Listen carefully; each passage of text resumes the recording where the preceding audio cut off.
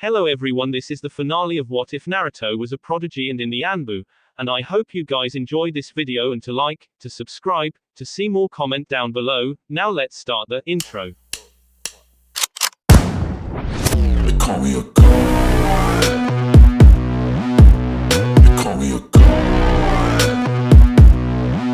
They call me a god. Sasuke was panting, exhausted yet still moving as he darted forward.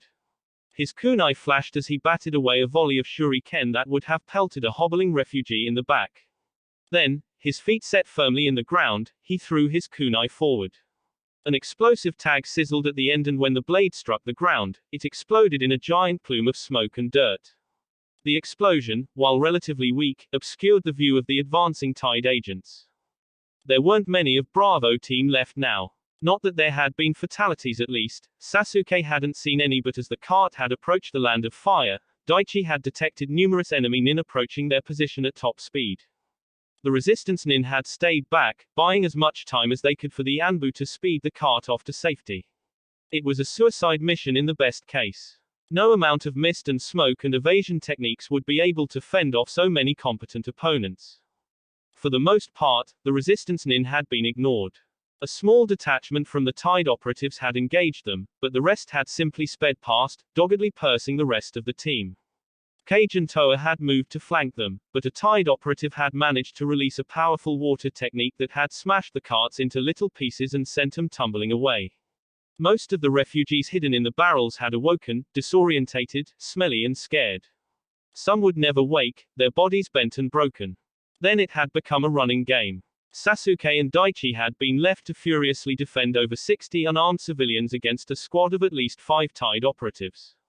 They ran down the rocky path towards the land of fire as best they could as Sasuke and Daichi stayed back, distracting the Kiri-nin as best they could.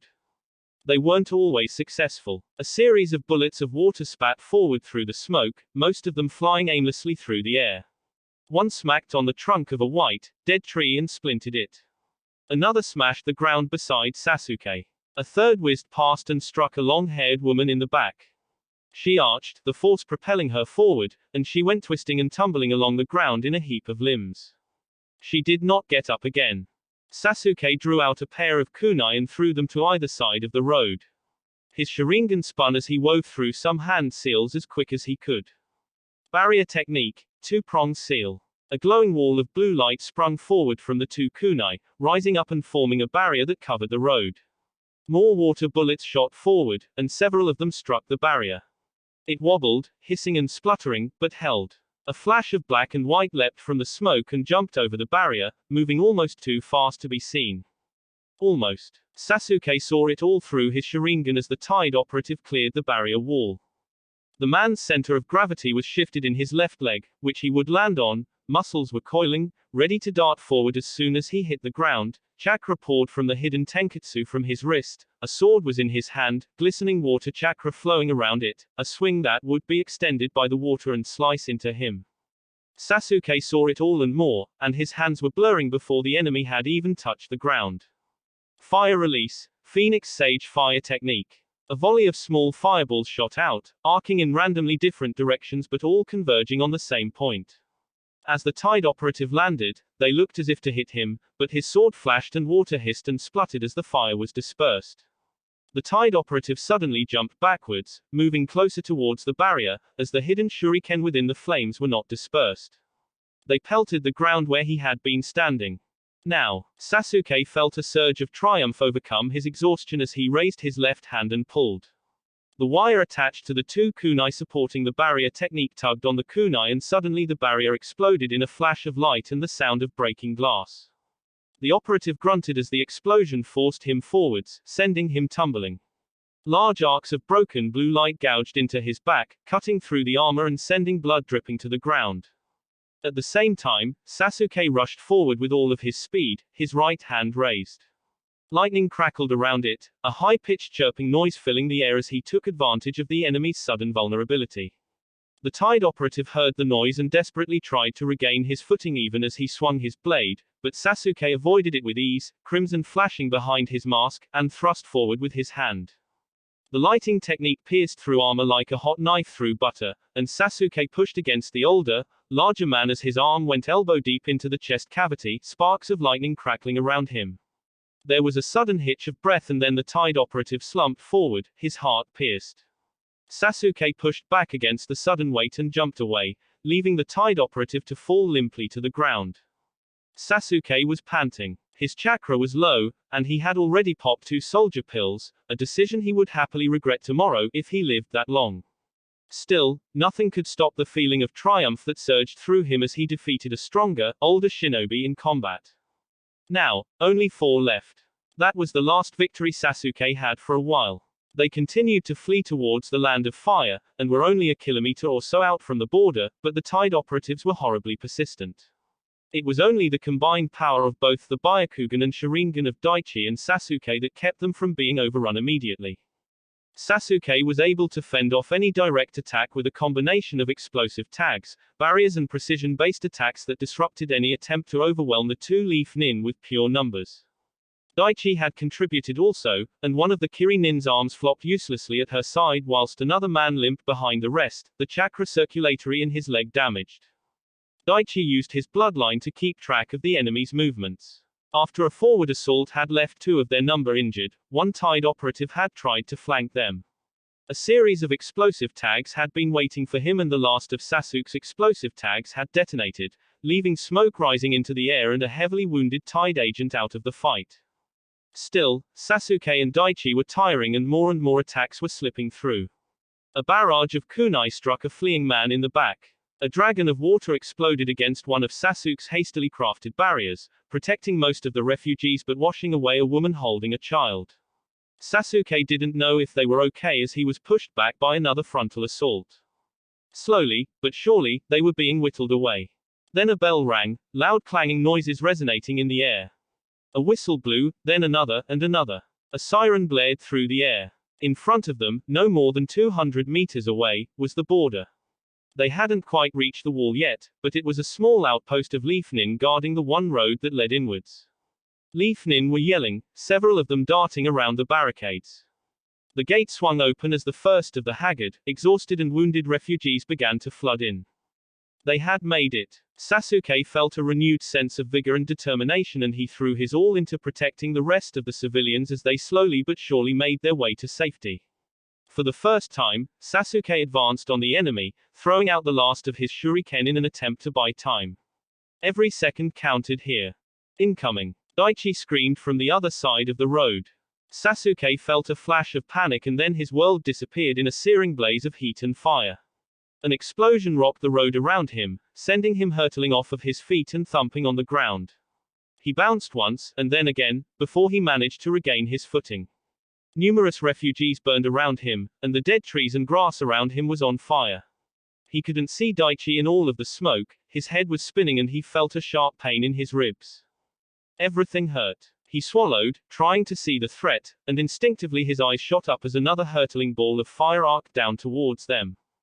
Barrier technique, 5-folded 2-prong seal. Every barrier kunai that Sasuke possessed hurtled forward as he desperately tried to cover the rest of the road. He clasped his hands in the ram seal and channeled his chakra. The seal tags at the end of the kunai glue and a glowing blue dome began to rise around them. Then the fiery ball, the size of a boulder, fell to the earth and the world turned to fire. Sasuke let out a choked scream as his barrier was overloaded, and his tenketsu burned in agony from the feedback of the hastily erected barrier. Glowing shards of blue light fell to the ground like a broken mirror, only partially successful in blocking the powerful technique, and fire rained down upon them. The Uchiha was thrown to the ground and backwards, hitting the body of an already dead refugee, and without shame the boy pulled the body on top of him. Fire raced around him, suffocating and burning and smelling of smoke and charred flesh. It was a firestorm that lasted for seconds at most, but it was the longest period of Sasuke's life. He gagged behind his mask as the body on top of him sizzled and cooked. The smell made him vomit and he turned his head, coughing and spluttering as the vomit dripped from the bottom of his mask. His Sharingan spun, committing the awful scene into an eternal memory. The fire receded and Sasuke desperately threw the man on top of him off and rolled away. It saved his life as a second later, a sword flashed down to where he had been lying and stabbed into the ground. Choking on spit and vomit, part of his Anbu robe on fire and his entire body wrecked with pain and exhaustion, Sasuke nonetheless reacted admirably. He bottled it all away in an instant and rolled again as the Tide operative, the woman with a crippled arm, lunged at him again. He darted up, kicking up a kunai from the ground, and spun around to deflect the next blow. The force of it made his knees weak and his arms rattle.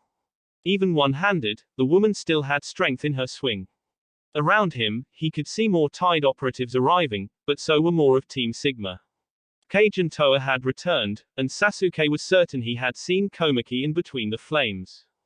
But the smoke rolled in, covering everything around him from view, and his enemy moved in for the kill. Sword and kunai met with the clang of metal on metal in a furious dance.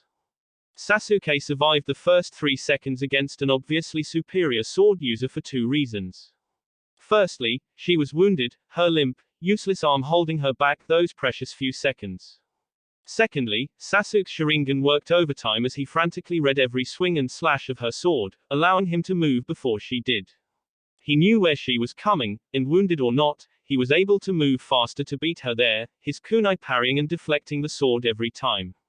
Still, the ferocity of her attacks forced him backwards, closer towards the flames until he could feel them on his back. Then, in a move of desperation, he threw the kunai right at the Tide agent, and when she halted to bat it away, he dove backwards into the flames. It took her a few seconds to follow. The moment she burst through the flames, she had to halt and raise her sword as a giant Fuma shuriken lanced out at her.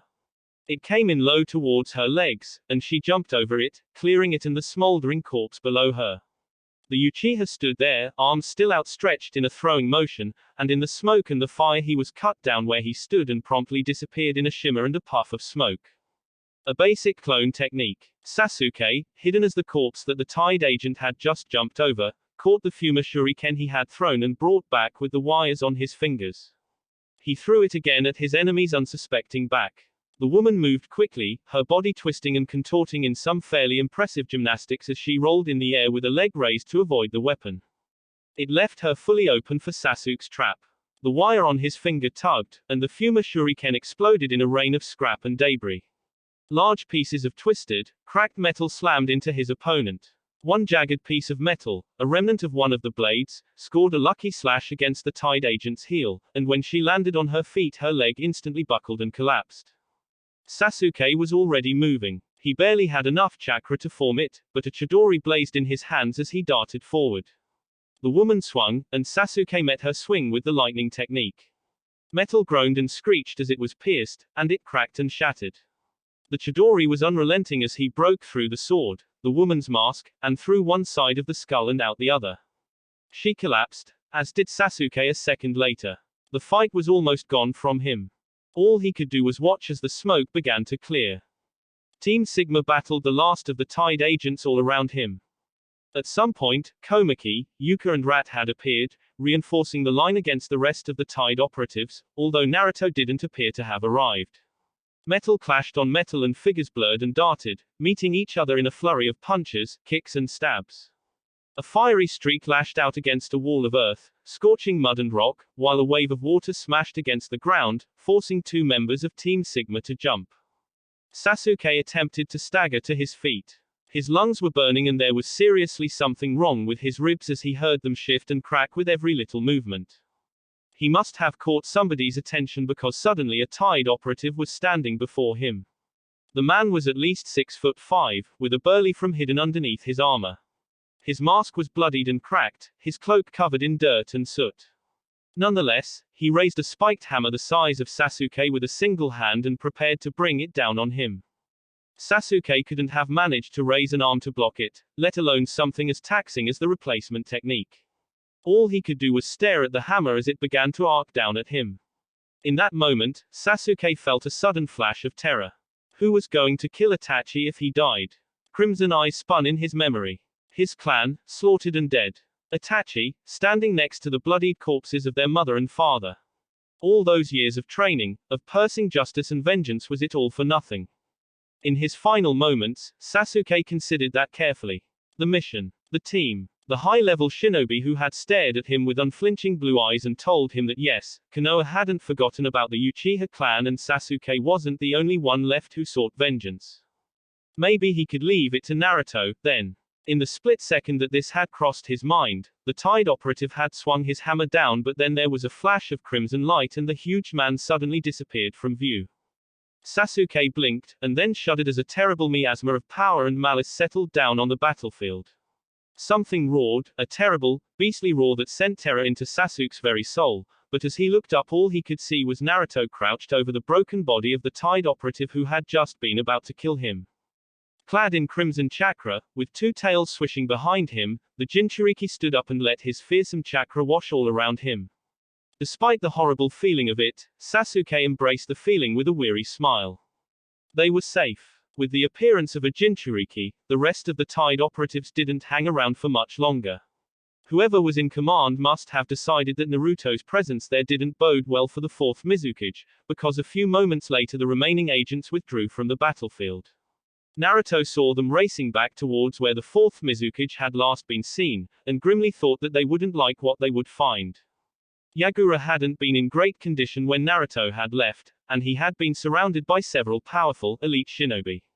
Mei had played him beautifully, and Naruto didn't think she would have stepped in at that particular point if she thought she was going to have much trouble putting down the fourth Mizukage for good. It wasn't one of Naruto's problems, anyway. He had more pressing concerns to worry about. Sasuke and Daichi had taken a beating in the defense, with the former unconscious with severe internal injuries and the latter having almost had a leg chopped off. It was only the timely intervention of the medic Nin posted at the wall that stopped Naruto from losing two members of his team. Even thinking about it sent a cold, shuddering sensation down his spine. Over half of the refugees had survived the extraction, including the primary target. The rest hadn't been so lucky. Masaso, the nephew of the Lord of the Land of Lightning, tended to his friends in between sending out missives to his uncle and fellow nobles. Naruto hadn't really had a chance to talk to the man since the start of the mission, but when the two had come face to face, Masaso had bowed deeply, far more deeply than any noble should ever bow to a shinobi, before hurrying off to the deathbed of one of his friends. Kage accompanied him while the rest of his squad recuperated at the wall as Naruto was escorted back to Konoha as quickly as possible. The third Hokage had heard about a very public battle between Leaf Nin and Kiri Nin and had summoned him immediately. Naruto was sore and tired himself, but between the forced regeneration the nine-tailed demon fox offered and the immense vitality of the Uzumaki clan, he had come out of the battle with the fourth Mizukage in relatively good shape. Naruto was ushered into Konoha during the middle of the day and promptly escorted to one of the secure debriefing rooms deep within the Department of Intelligence. Nara Shikaku stood to one side, leaning against the wall and folding his arm. His posture was lazy and he looked like he was about to fall asleep at any moment, but there was something on his face that showed that he was taking this far more seriously than it appeared. Sarutobi Hiruzen sat on one side of the table, smoking his pipe and listening to Naruto attentively as the young, blonde Anbu dutifully recalled the events of the mission. Every so often, Shikaku would stop him and ask a series of questions. Some of them were quite relevant: the layout of the weapons factory, the disposition that the villages had held towards the regime, the exact details of each resistance member down to each individual mole. Others didn't seem quite as relevant. Nara Shikaku had nodded wisely as everything had suddenly made sense after Naruto had described the color and texture of Masazo's house and chosen the nearest example from a palette of paint. He didn't quite get it, but he knew men like Nara Shikaku looked at information and patterns differently than he did. Every small fact, from the smell and color of the house, built a picture for the man. The exact shade of cream with the silky finish that was coarse to the touch came from a specific company owned by a minor noble family within the Land of Lightning, and was discontinued over 5 years ago. For Shikaku, the paint appearing in the Land of Water didn't make sense unless there was a connection between Masaso and the aforementioned company. Shikaku also knew of 2 smuggling operations being conducted within the Land of Water, and the paint had to have come from one of them. Given that one of the smuggling rings was also connected to a series of minor crime families within the Land of Fire, the small detail of the color of Masazo's walls had suddenly revealed a deeper connection to a variety of different issues. Naruto still didn't get most of it, but he didn't have to. All he had to do was continue his debrief, and so he did.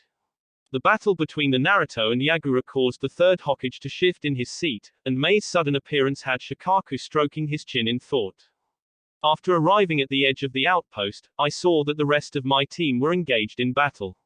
One of my teammates, Uchiha Sasuke, was in imminent danger. I utilized the chakra of the nine-tailed demon fox to close the distance and save him.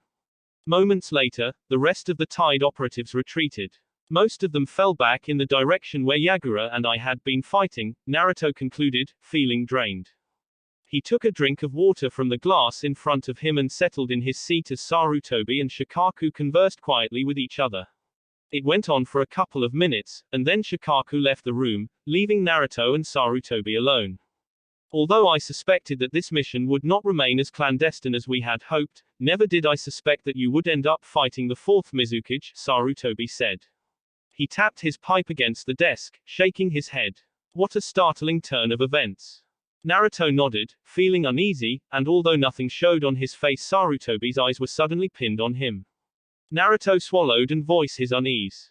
Hokage-sama, we got completely played, he let out in a rush. He rubbed the back of his head, a burning feeling of shame welling up within him.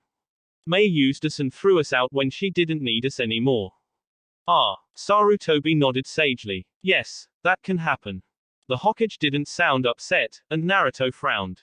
Aren't you? He trailed off. Sarutobi reached into his robe and pulled out a scroll. It had already been opened, but the broken crest of the Land of Water was clear to see. Mei used us to her own end, Sarutobi said firmly. Nonetheless, she has recognized our contribution to her cause. This is a missive that I received just before you arrived. He paused. It's official. The fourth Mizukage is dead. Naruto exhaled noisily. He had assumed that, but hearing it was something else. Yagura had been a monster of an opponent, tougher than anybody Naruto had ever fought before. His water techniques had been monstrous and his staff techniques polished. Even though the odds had been stacked against him, Naruto had half expected Yagura to come out on top. Naruto had escaped by the skin of his teeth, and even then it had been a close thing. Kiri is rebuilding. A large-scale revolt occurred at the same time as your assault on the fourth Mizukage. There was a lot of damage. The Hokage paused to puff on his pipe. Nonetheless, the new administration of the Land of Water is extremely grateful for all of our assistance. They were especially impressed with your performance. They are committed to creating stronger ties between the two nations and our villages. It sounded like standard diplomatic talk to Naruto. Sarutobi cleared his throat. As a sign of our deep gratitude to the Land of Fire and the village hidden in leaves, the ruling body of the Land of Water, in conjunction with the interim Mizukage Terumi Mei, bequeathed the land known as the Bloody Cove to Konoha. Our jurisdiction and ownership of the land is immediately released, and all former claims by the Land of Water on the mainland voided. Naruto spluttered. Did they just give us back the Bloody Cove? He asked in astonishment. Sarutobi smiled. They did, he replied. How much? Naruto asked. All of it, Sarutobi responded calmly. He folded the scroll and placed it back in his robes. In a single day, you have fought against a cage, finished a revolution, and done what two armies could not, reclaimed land held by a foreign power for the last 50 years. Congratulations, Naruto. Naruto sat back in his chair, stunned. Of course, they have undoubtedly given us the land to both keep us busy and placated, Sarutobi continued. He smiled thinly. Their betrayal of the terms and conditions of the mission, while not a military action taken against us, was a sign of bad faith. They needed to give us something, or we might very well have taken it, and they are in no position to stop us. That made sense, Naruto thought. He was still pretty pissed off at Mei, and if the Hokage had ordered him to take back the Bloody Cove from the new regime, he would have done it without reservation. Furthermore, apart from some infrastructure which they are undoubtedly stripping down, the land itself is quite useless, barren and dead for now, at least, Sarutobi said. He shook his head a tad ruefully. They have given us a token victory, land we cannot use any time soon. Whatever morale we could have raised is only dampened by the fact that by giving it to us, they have essentially made the transaction more about Kiri's generosity than Konoha's victory. Ah, Naruto said flatly. He couldn't shake the distinct feeling that the woman was still playing him. Sarutobi could read Naruto's mood. It's always better to think objectively when situations like this occur, he said. We could go charging off in a storm of fury and self-righteousness, demanding compensation and reparations from the Land of Water for their trickery and deceit. Of course, our own losses over the past year have also left us in a weakened state to do little more than bluster and threaten, as there are 3 other great villages of much greater concern. He puffed on his pipe one last time and placed it away. Or we can accept the olive branch that Kiri is holding out to us. Sacrifice pride for profit. Contribute to a result where both nations come out ahead. Nonetheless, Sarutobi trailed off. He closed his eyes and breathed deeply, and when he opened them they looked softer. I was there when we lost the bloody cove. I lost friends trying to keep it, and take it back. If nothing else, you have relieved an old burden off of my shoulders. He reached over and grabbed one of Naruto's hands. Thank you, Naruto, Sarutobi told him sincerely. Naruto felt something stuck in his throat. An immense feeling of pride and happiness welled up within him, and he struggled to form words. Instead, he just nodded and kept his eyes focused on the table. Those words of praise were the best thing that he had ever heard. You are growing in leaps and bounds, Sarutobi said as he took his hand back. In a span of 2 years, you have risen from a B-rank shinobi to the captain of your own elite team. You have saved the village and twice protected the family and interests of the feudal lord. Your name can be heard from one side of the land of fire to the other. You fought against opponents well beyond you and persevered. You single-handedly fought against a cage-level opponent no less than 24 hours ago. You are growing up exceptionally well. Okay, perhaps that was the best thing he had ever heard. I have a long way to go, Naruto said honestly, thinking back to his battles. You do, Sarutobi agreed. Nonetheless, be proud of your achievements, Naruto. The moment between the two was broken when the door was opened and Shikaku appeared. Sarutobi sighed. It's back to work for me, he grumbled. As he stood, he gave Naruto a look. Take it easy for the next couple of days. I'm going to keep Team Sigma around the village for a little bit. I believe you have all earned a break. Thank you, Hokage-sama, Naruto said. The sun was setting and the stars were beginning to twinkle in the twilight. At the scene of the battle between the 4th Mizukage, the Jinchuriki of the 9-tailed demon fox, and several high-level members of the resistance, something stirred. The air began to twist and writhe, distorting as it spiraled around a single point of darkness. From that point came a man, his whole body spinning and twisting until he emerged from the darkness and settled into reality. He stepped on cracked and broken earth, his black cloak flapping around him in the cool, sea breeze. An orange mask covered his face, and red clouds adorned his cloak. Toby surveyed the ruins of the battlefield around him, noting the residual chakra still lingering in the air. Crimson flashed beneath his orange mask as he turned his head, looking out at sea. Finally, he spoke. What the fuck? He said aloud. He leaned forward, looking at something that only he could see. Is that, what the hell were you doing here, Uzumaki Naruto? And, he paused. No. He shook his head, his voice becoming more of a groan. No, no, no, no. What, is that, Yagura? He paused. Oh, shit. How the hell did this happen? From behind him, a form was appearing from the ground. He was wearing the same cloak as the man, half black and half white. 2 Venus fly-trap extensions covered both sides of his body. There was a fight, one side spoke. All we could do was watch, said the other. No shit. Toby snapped. He gestured all around him. I got that, thanks. Uzumaki Naruto got into a fight with Yagura. The red-haired bitch showed up. Yagura didn't survive. The fool. He should have ran. The 3 tails. Toby asked plaintively. Gone. It will take some time to reappear. I go away for a week and this is what happens. Toby gestured around him. He shook his head, sighing despondently. Maybe I shouldn't have pushed Yagura so hard, he mused. You have to admit, watching the land of water crumble was immensely satisfying. Oh, Toby said, and something dark and terrible filled his voice, a deep, vicious satisfaction. It most certainly was. His fists clenched tightly and then abruptly relaxed as the tenseness that surrounded him disappeared. This is going to be so much more work for me, you know what? Fuck it. He turned around as the air began spiraling around him. A single infinite point of darkness appeared in the air and Toby began to sink into it, each limb at a time. Report back to headquarters. This is Pain's problem now. Naruto woke up 5 seconds before his alarm clock went off, and with well-practiced ease he turned the device off. Stretching with a big yawn, Naruto felt a tinge of satisfaction as all of his bones popped back into place, and he cracked his neck. It only took him a few moments to quickly make his bed and dress himself in a pair of loose pants, a plain shirt with a green flak vest over it, and a pair of sandals. He closed the door to his room quietly and began to make his way downstairs. For years, Naruto had been waking an hour earlier than the third Hokage and Konohamaru. He would get the two Sarutobi out of bed, something that used to prove exceedingly dangerous at times, and usher them downstairs in an attempt to get the two to eat their breakfasts.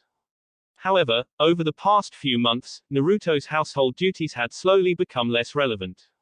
He would often wake up to find that the third Hokage was awake, reading from a scroll as he ate his breakfast. Even when he wasn't, waking the old man up was a simple matter of knocking on the door rather than wading through elaborate traps and dodging potentially fatal attacks. With each trial that Naruto underwent, the third Hokage slowly but surely released the pressure back at home. It was surprisingly refreshing and relaxing, Naruto mused to himself as he exchanged a nod with the Hokage and began to prepare his own breakfast. His instincts suddenly screamed danger at him and he took a sudden step back, his arms rising as the pot of oatmeal bubbling on the stove abruptly exploded, spraying the gooey mixture all around the kitchen with a loud pop. Naruto scraped a bit off the mixture of his face and turned his head, his eyes narrowed dangerously as Konohamaru burst into laughter. If only the brat wasn't such a pain in the ass. The rest of breakfast went easy. Konohamaru had been quick to escape knowing that Naruto would be wanting to deliver an ass-kicking, but the young Anbu captain didn't care. There would be time for revenge later. Naruto quickly cleaned up the mess and departed from the Hokage's residence, skipping his own meal for later. He took to the road, casually strolling along towards his destination and politely waving to the shinobi and citizens that called out to him. It had been 4 days since the coup in the Land of Water, and so far things had been going well. Relationships between the two nations had tentatively moved forward as Kiri had begun to pull back much of their armed forces from the mainland. There was still some fighting as commanders loyal to Yagura attempted to regroup, but if the new Mizukage had learned anything from her predecessor, it had been ruthlessness. Most of the attempts had already failed and the loyalist forces were on the run. Naruto still wasn't quite sure how to feel about Mei. On the one hand, a part of him absolutely despised her for putting his team in danger. On the other hand, that was the name of the game. In the shinobi world, backstabbing and deceit was the norm. The peace treaties and alliances that bound the 5 great villages in a state of uneasy peace were rarely worth more than the paper they were written on. Besides, Konoha had done considerably well out of it.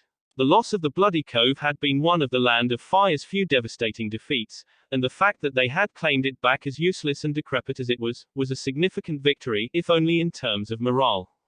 Naruto waved politely to a pair of jonin, both who bowed their heads in deference to him, and turned the corner. He was still a bit bemused by it all. Last year, Naruto had been a nobody, just a B-rank chunin. He had known a few people through his admin work, but that was about it. Now though, he was Konoha's new poster boy, an A-rank jonin who had saved the village, protected the capital and fought off one of the 5 Kage. He was popular. Naruto still wasn't quite sure how to deal with it. He faintly recalled being disliked in his childhood, but Sarutobi had snatched him up early on and from then on he hadn't had much to do with the populace. Still, those early memories remained, and it was difficult to know what to think when everybody kept being nice to him. The biggest silver lining of the whole debacle had been the international reaction to the events. Although Naruto didn't know much of what was going on behind the scenes, he had been pleased to know that Iwa had sent out a revision for their bingo book, adding an amendment to his profile. A small note had been made at the bottom of his stats, ranking and threat level. Warning: target is to be considered extremely dangerous. Engage only if necessary. B-rank shinobi and below are advised to avoid conflict. A rank jonin are to proceed with caution and preferably with superior numbers. Naruto was still smiling when he walked through the door. It had been a nice little ego boost to him. Iwa, the big bad enemy from the last Great War, considered him extremely dangerous. He scratched the back of his head, smiling wider. Well, he probably was for most people. That much, even Naruto could recognize. Something swatted him on the head and he yelped. If only other people could too. What was that for? Naruto cried out indignantly. Tsunade stood above him, arms folded, her golden eyes twitching and a vein throbbing in her forehead. She reached down and before he could react she had flicked him on the nose. It sent a stinging pain through Naruto, who backed away covering it defensively. Cut it out, he snapped, although the effect was lessened with his muffled voice. You, boy, are an idiot. She scolded him. The Sannin reached out, grabbed his arm and began dragging him through the hallway of the hospital. Fighting one of the 5 cage. What are you, insane? Or are you just very stupid? Wah, Naruto was cut off as Tsunade yanked him around a corner. Hey, he started it. He said a tad defensively a moment later. You sound like a 13-year-old, Tsunade scoffed as she pulled him up to her office. She opened it with a single kick and miraculously the door remained on its hinges, although it slammed back quite loudly. I am a 13-year-old.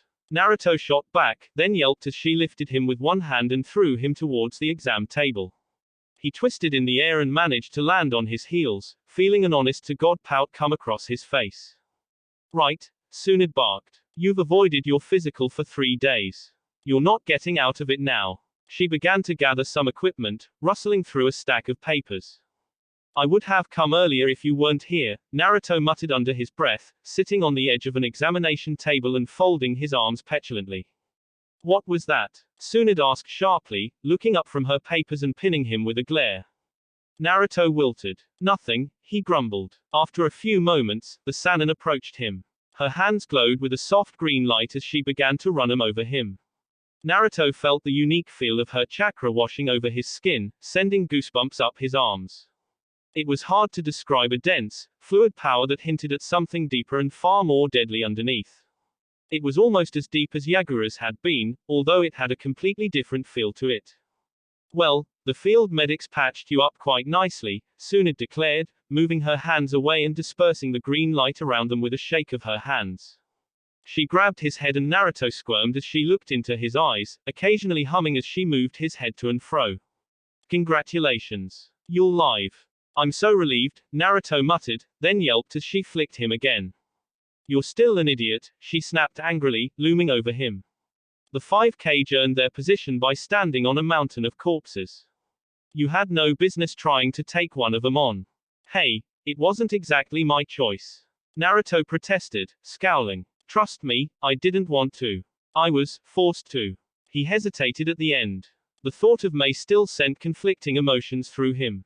Tsunade let out a strangely tired sigh. She rubbed his blonde locks with an almost fond look on her face. You're going to die just like the others, she said, and she sounded wistful. Although her words were dark, she didn't sound like she meant it as a bad thing. Naruto felt uneasy at the Sannin's expression. He coughed and rolled his eyes. Yeah, whatever, he said with forced arrogance. Haven't you heard? I'm the new tough guy on the block.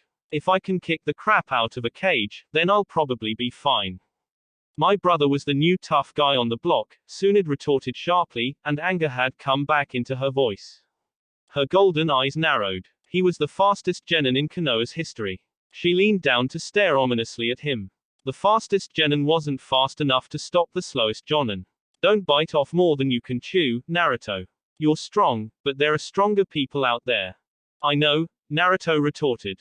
He folded his arms just a tad petulantly and looked away. For some reason, I keep running into them. With that, Tsunade snorted and stood back up. Yeah, she said just a tad hollowly. For some reason. She didn't look happy at all, but Naruto didn't have time to ponder her because suddenly she was shooing him out of the room. Go away, she snapped. I have 1,000 things to do and you're just holding me up. Naruto's mouth dropped. Hey, you're the one, he began to exclaim just as the door slammed in his face. Who grabbed me, he finished lamely. Well, it's good that he was done. He had come to the hospital for a reason, after all. Uchiha Sasuke lay back in his hospital bed and stared out the window.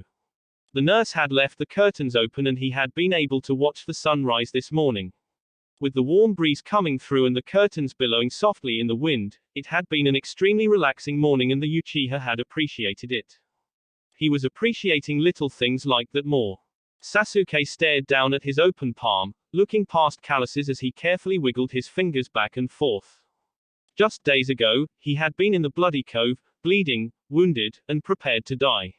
Now, he wasn't, and things were different. Little things that had once irritated him didn't stir an emotion from him once more, and he had suddenly taken notice how small, insignificant things affected him. He reached down and stroked the sheets covering his legs almost tenderly. They were soft and they felt nice against his legs. For his entire life, he had never really stopped and noticed that.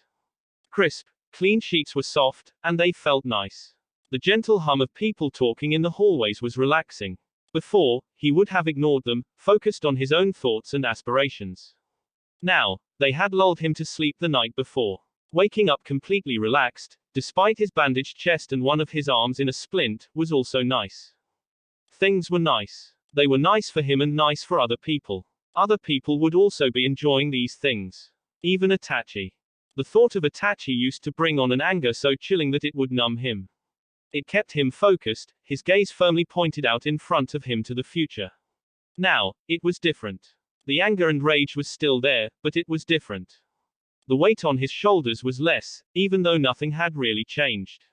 Sasuke contemplated this as he sat back in his bed, moving his gaze out towards the bright blue morning sky. Itachi was going to die. Sasuke had always thought he needed to be the one to do it, but as he was sure he was about to die, he had realized that it might not be him. Maybe it would be somebody else. It might be Naruto. It might be some other Leaf Nin. It might even be a foreign shinobi. One way or another though, by his hand or somebody else, Itachi would die. And that was good. That realization took away so much pain. Somebody would kill Itachi one day. The Uchiha clan would be avenged. Even if Sasuke had died that day, Itachi's fate wouldn't have changed. Naruto had promised him, had told him that there were others who wanted Itachi dead. It wasn't just him. Konoha hadn't forgotten, even if it felt like every day the Uchiha clan became that little bit more forgotten. The sudden, almost fatal epiphany that he wasn't alone had changed everything for Sasuke. The Uchiha bit his lip, and then smiled softly. Hey, he snorted, shaking his head. Teamwork, huh, Kakashi. He clenched his fist. I see why you like it so much. There was silence in the almost empty room. Then a curtain was drawn aside as the person in the bed next to him managed to drag it back. Who are you talking to? Daichi asked with furrowed brows. The Hyuga was covered in more bandages than Sasuke was, and one of his legs was in a splint. Carefully applied patches had been placed on his leg, glowing green Fuinjutsu script directing specialized medical chakra to very specific locations on the leg. Daichi had almost lost his leg during the fight, and it was only through the efforts of the field medics that let him keep it, and then only Tsunde's emergency surgery was able to salvage it. The Hyuga would be walking in a week, and have most of his mobility back in 2. Just myself, Sasuke answered with a shrug. I've had an epiphany. Oh, Daichi uttered. So, was it a good one then? Sasuke smiled. I think so, he replied thoughtfully. We'll see, I suppose. Okay then, Daichi answered. I mean, you're freaking me out a little, but okay. Maybe stop with the morphine drip. He added as an afterthought. Fuck you, Sasuke sniped. Hey, I'm grade A premium Hyuga breeding stock, Daichi boasted with a snort.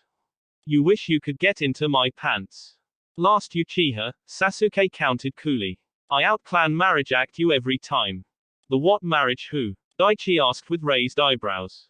The law that lets me have sex with as many females as I want, all for the sake of little Uchiha babies, Sasuke responded arrogantly. He plastered a smirk on his face. Foolish Hyuga, my options are clearly more superior than yours.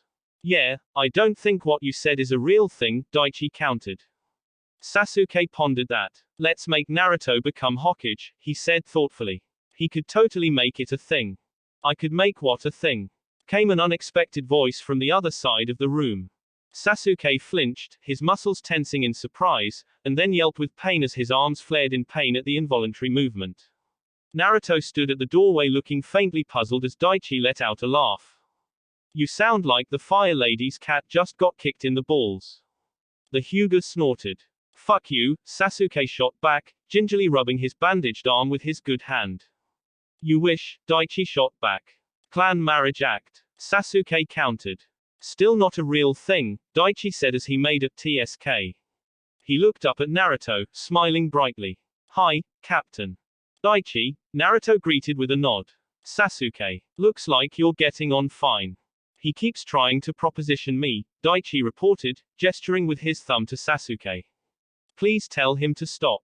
It will make our next life and death secret mission really awkward.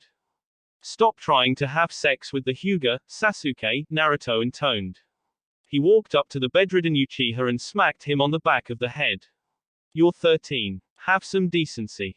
With all due respect, sir, fuck you too, Sasuke responded cheerfully. Naruto blinked at that. You sound like you're in a good mood, he noted carefully. His eyes narrowed as they raked over Sasuke. Everything okay? Sasuke carefully considered that question. Then, he let out a contented smile and nodded. Yeah, he responded quietly. Everything is fine. Naruto shot a quick glance at Daichi, who shrugged. Something about babies. The Hyuga offered. Okay then, Naruto said after a short, awkward pause. He scratched the back of his head. So, I don't know what's going on, but Sasuke maybe stop pressing the morphine release button. Did you mean it? Sasuke asked Naruto abruptly. The blonde Anbu cocked his head. About Itachi, Sasuke clarified at Naruto's confused look. He stared keenly at the Jinchuriki. When you said that Konoha hadn't forgotten, when you said that even you would kill him if you saw him, did you mean it? Naruto's face smoothed over and he stared very intently at Sasuke, who met his gaze squarely. Then, Naruto nodded slowly. Yes, he said. Itachi is a criminal of Konoha who murdered defenseless citizens under our protection. He massacred one of our most important clans, and killed Good Leaf Nin. He deserves to die, and if I ever saw him, I would do my best to kill him. Sasuke nodded resolutely. Good, he said firmly. That's good. Then he looked away, not missing the startled look that his captain exchanged with Daichi. I'm glad you asked me to join your team, Naruto, Sasuke continued. I think it's the best thing that's happened to me. Even with all of your injuries. Naruto asked. Yeah, Sasuke answered with a nod and a ghost of a smile. Especially with all of them. We did a really good thing, didn't we? The world is a better place because of what we did. We helped people who really needed help, didn't we? Naruto took a deep breath at that. I think we did, he answered after a few moments. It feels good, Sasuke said. He turned back to Naruto, fixing him with a serious look. If I ever die, you will take care of my unfinished business, won't you? Silence fills the room. Naruto looked surprised and suddenly unsure of himself. Sasuke waited for an answer, but one came from Daichi first. You're not going to die, you stupid rookie, the Hyuga scoffed. A pillow thumped into Sasuke's head from the other side of the room. If you can survive the clusterfuck of a mission, you can survive pretty much anything else. Would you? Sasuke ignored Daichi, concentrating solely on his captain. He needed his answer reaffirmed. There was a sudden yearning within him, his epiphany clashing with his ideals, the weight of the responsibility to the Uchiha clan against his friendship and trust of his fellow shinobi. Naruto breathed out. You're in my squad, he finally replied. That wasn't good enough. A sudden anger burned in his chest. Would you? Sasuke suddenly shouted, and the room froze. His Sharingan was spinning as he gripped his bedsheets with his good hand. I need to know. Naruto exhaled loudly. Of course I would, you idiot, he snapped. He took a step forward and flicked Sasuke right on the bridge of his nose. Sasuke jerked back at that achingly familiar motion and stared wide-eyed up at Naruto, who was scowling down at him. Don't be so dramatic, the blonde Anbu criticized. And shut up and go to sleep. A wry smile crossed his face. You look tired. I am, Sasuke answered and deactivated his bloodline. He laid back on his pillows, absently chucking Daichi's one back to him. I think I will go to sleep. Well, you'll feel better when you wake up, Naruto suggested. Yeah, Sasuke murmured as he closed his eyes. I think I will. As he drifted off, strangely drained after all of that, he heard Daichi speak. So, boss, I don't want to be mean, but that was fucking weird. Fuck you, Daichi, Sasuke managed to think before slumber overcame him. After the rather surprising conversation with Sasuke and Daichi, Naruto left the hospital and went out for breakfast at the Jonin lounge. He sat on a long table with around a dozen other Jonin, digging furiously into his food as the others talked and chatted around him. You look like a slob, Komaki snapped as she gestured furiously at Toa's face. Seriously, we can't take you anywhere. You look like a swab, Toa mimicked in a high-pitched baby voice, making a face. He dropped it back to normal. Just relax. You're the only one who cares. Probably because you're on the rag. Komaki dropped her fork. Excuse me, she asked dangerously. She reached over the table, knocking over her glass and rattling plates and cutlery as she grabbed a fistful of Toa's clothes, dragging his face forward to meet hers. Say that again, I said. Toa responded with narrowed eyes. You're bleeding from your VA. Okay, okay, Asuma chuckled as he separated the two. As much fun as it is to watch you guys act out your repressed sexual tension, we don't need you to smash the table in half. Toa choked. Repressed wah, he spluttered. Komaki wasn't amused at all as she swung around to lance him with a piercing glare. Remind me who Kurenai was caught with behind the depot a month ago with her dress up to her waist and... Whoa, Kurenai protested, and she dragged Komaki down. Her face was red as she shushed her comrade. Hey, don't I mean that seriously, there's kids here. She jabbed her finger at Naruto. Everybody turned to look at him, and feeling the gazes on him, he looked up from his breakfast, cheeks bulging with food and a little bit dribbling from his mouth. He swallowed, burped and glanced back at them questioningly. What? He asked a tad defensively. I'm hungry.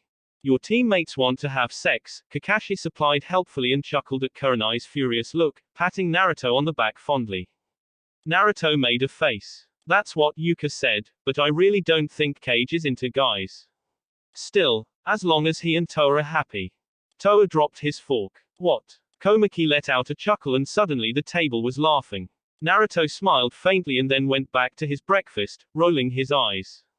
Just because he was enjoying his food didn't mean that he didn't have ears. Next to him, Kakashi chuckled and ruffled his hair, despite Naruto's squirm and noise of protest. They grow up so fast, he drawled. Then, he leaned closer to the blonde Anbu. So, how was your mission? Naruto gave him a look.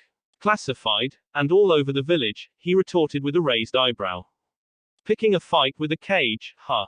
Kakashi mused. He stroked his chin. Gotta say, not even I've done that, and I've done a lot of stupid things. Nobody said I was smart, Naruto replied ruefully. Beside, and again classified, but let's just say that wasn't the point of the mission. Didn't think it was, Kakashi answered cheerfully. Still, how does it feel? Sore. Naruto deadpanned. He dropped his fork and leaned back into his chair. I heal pretty good, but it still hurts. Not that, Kakashi waved it off. How does it feel to fight against such a terrifying opponent and come home? Better yet, how does it feel to bring your team home all accounted for? Naruto's smile dropped. He swallowed. It feels good, he replied slowly. It was close. I know, Kakashi answered back, and his voice was as serious as Naruto's. I went to visit Sasuke. He wasn't in a great way. Naruto nodded in agreement. He also said that he almost died. You saved his life, Naruto. Naruto was strangely embarrassed and he could feel his cheeks heating up. He ducked his head and focused on his breakfast even as the other Jonin chatted around them. He's on my squad, he finally offered as an explanation. Kakashi laughed, not a snicker, or a snort, but an actual, genuine laugh. It was strange enough that the entire table immediately focused in on it. Asuma had his eyebrows raised and from over the other side of the table, Guy watched with a glint in his eyes. You're strong, Naruto, Kakashi said, patting Naruto on the head again. Anybody can fight a Kage. He paused. Most of them would die, but that's fine. Anybody can stand up to a Kage. It takes a strong person to bring their team home. He cocked his head, one good eye staring at things unseen to everybody else. I know of lots of powerful shinobi who have never been able to do that. His voice held a somber tone in it. Naruto sensed the mood change and tried to lighten it up. Hey, maybe I'm stronger than you, he said, offered brightly. Oh, now Kakashi looked amused. You're definitely stronger than me. I couldn't do what you did on this mission. Naruto didn't think he was talking about fighting a Kage. But, more powerful than me. Kakashi pondered that. We might just have to see.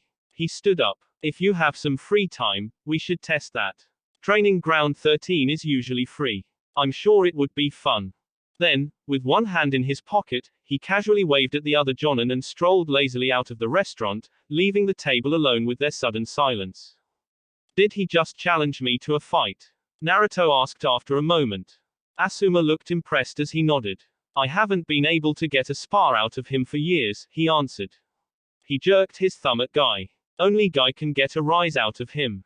Ho! Guy's loud, thunderous voice echoed in the restaurant. Your youth has inspired my eternal rival. He grinned, his teeth gleaming as he gave Naruto 2 thumbs up. It would be an interesting match to watch, Naruto. Youth against experience. Naruto was a bit edgy about the idea. Kakashi was ranked with Guy as the best jonin in the village hands down for good reason, but then, there was a part of him that rose up in anticipation and a smile crossed his face. It would be an interesting fight, wouldn't it? Then, he frowned. Hang on, did Kakashi just leave without paying? Konohamaru was annoying. Naruto had always known that. He had lived with the boy for most of the young Sarutobi's life, watching as the then baby grew his first teeth, spoke his first word, walked his first steps, and made Naruto's life hell for the first time. He could even recall the little brat's stupid, smug smirk as he stood in the kitchen, an arm outstretched and a bowl of freshly chopped vegetables atop of Naruto's head. Ever since that moment, he knew that Konohamaru would be a bane in Naruto's life.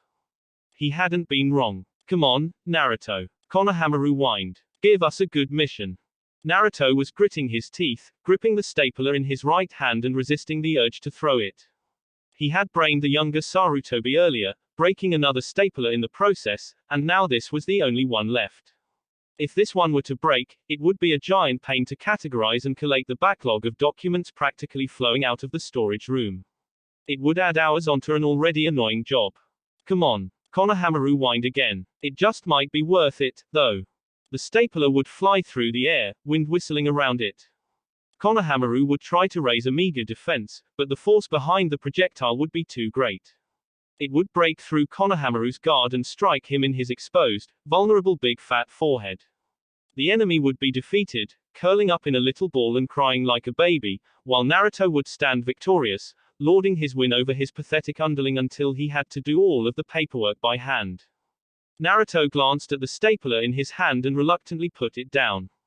You've been given your mission, he said tiredly, and waved his hand at the door where Kakashi and Sakura was waiting, the former looking amused and the latter looking annoyed. Now scram. This mission is garbage. Konohamaru bellowed. All missions, including D ranks, are vital to the village, Naruto began. It's actually garbage. Konohamaru stamped his foot down. We're picking up all of the rubbish by the pond. You're giving me actual garbage. Naruto sighed again. Konohamaru, he said tightly, I am the Jonin running the mission desk and you are the little genin who should be doing what he's told. His voice rose into a yell at the end as he jumped to his feet. Well, maybe you shouldn't be running it. Konohamaru hissed between clenched teeth.